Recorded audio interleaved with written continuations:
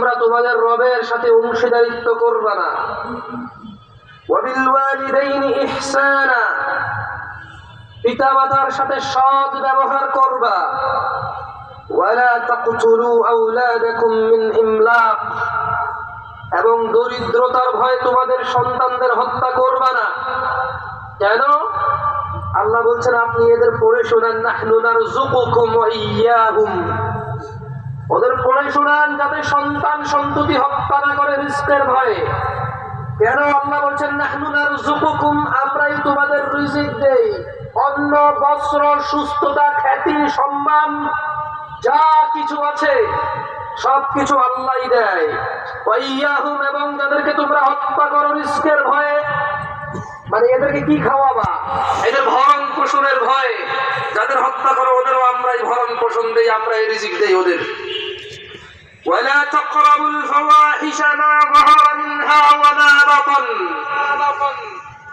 ইয়া হাবিবুল্লাহ, আল্লাহ বলছেন পড়ে শোনান ওদের, ওয়ালা তাকরাবুল ফাওয়াহিশ, পড়ে শোনান আপনার উম্মতদের, তোমরা অশ্লীলতার কাছেও যেও না, তোমরা অশ্লীলতার কাছেও যেও না।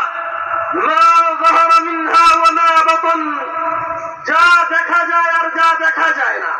কোনটা দেখা যায়? ওই যে গ্রামের কোনার দোকানে, চায়ের দোকানে সিনেমা নাটক গান বাজনা আইটেম সং চলে, দাদা নাতি চাচা ভাতিজা দোকানদার কাস্টমার সবাই একাকার হয়ে দেখে। একটা সময় টাকা দিয়ে সিঙ্গারা খেয়ে দেখতো, যখন দেখতে দিত না ওয়ালটাকে, ওই দায়াটাকে ফুটো করে এভাবে দেখতো। এটা ছিল প্রকাশ্যে অপরাধ সবার। ওই যে বিয়ের গায়ে হলুদে রং বেরঙের কাপড় পরে নারী তার সৌন্দর্য প্রকাশ করে, পুরুষ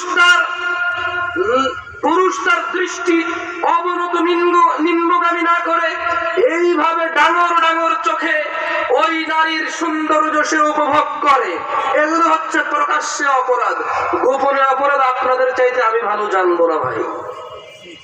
ও যা কটা সিম কার্ড, তা কটা অপরাধের হিস্ট্রি,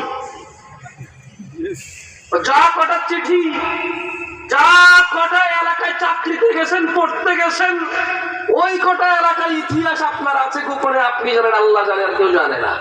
ও আমি জানি। প্রকাশ্যে দুইটা না ভাই বললাম আপনাকে আমি। ইনি সুবহানাহু ওয়া তাআলা বলছেন যালিকুম ওয়াসাকুম, আল্লাহর সাথে শিরিক করো না, আল্লাহর সাথে শিরিক করো না। বাবা মায়ের